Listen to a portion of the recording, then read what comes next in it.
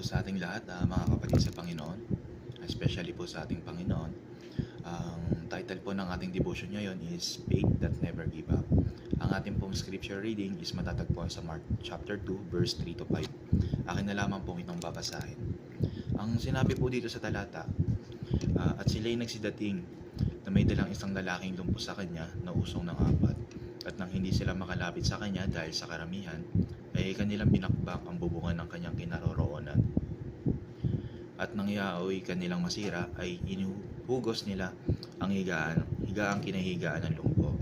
At pagkakita ni Jesus sa kanilang pananampalataya, ay sinabi sa lumpo, "Anak, ipinatatawad na ang iyong kasalanan." So, ito pong devotion na to is about po siya sa kwento ng paralytic man na dinala ng kanyang mga kaibigan sa ating Panginoong Jesus.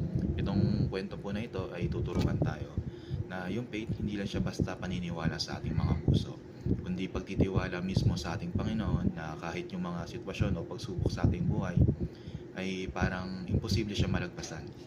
So tayo po tuloy-tuloy na lahat po tayo ay may pinagdadaanan.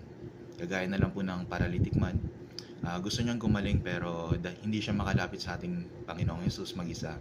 Kailangan pa niya ng tulong ng iba. So may time din po na ganito tayo sa ating mga buhay pero hindi tayo yung kagaya niya na literal na lumpo. May panahon na alam naman natin yung tamang bagay pero parang ang hirap gawin. Gusto nating lumapit sa ating Panginoon pero parang may bigat sa ating puso. Gusto nating mag-move forward pero parang may bumibigil sa atin. Pero salamat sa ating Panginoon dahil palagi siyang may ginagamit para mag-remind o tumulong mismo sa atin na malagpasan lahat ng mga problema na pinagdadaanan natin sa buhay. Kagaya na lang nung paralytic man, sa tutuusin sa kalagayan niya parang imposible na siya makalapit sa ating Panginoon Jesus. Pero dahil sa kagustuhan niya, sa katotoo yung faith niya, yung ating Panginoon na mismo yung nagpadala ng tulong sa kanya para makalapit siya sa ating Panginoong Jesus. At ayun nga yung apat niyang kaibigan. At dahil po dito, siya po ay napatawad at napagaling ng ating Panginoong Jesus. Sunod po, we should have a faith that refuses to quit.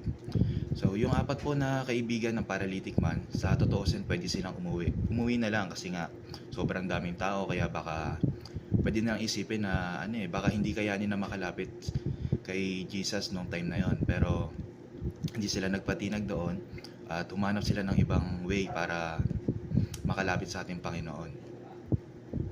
So, ayun nga yung dumaan sila sa bubungan. So, ito po pinapakita nito na yung totoong faith hindi lang siya basta-basta sumusuko. Dahil yung faith hindi naman siya tungkol lang sa convenience eh. Kumbaga, hindi naman mabibuild up yung ating faith kung puro na lang madadaling bagay yung pinagdadaanan natin. Kumbaga, isang straight line lang tapos lalakarin natin, dire-diretso lang yon. Yung faith kasi, faith is about commitment. Kumbaga, yes, pwede siyang straight line pero hindi literal na straight line. Marami siyang barrier na kailangan nating malagpasan.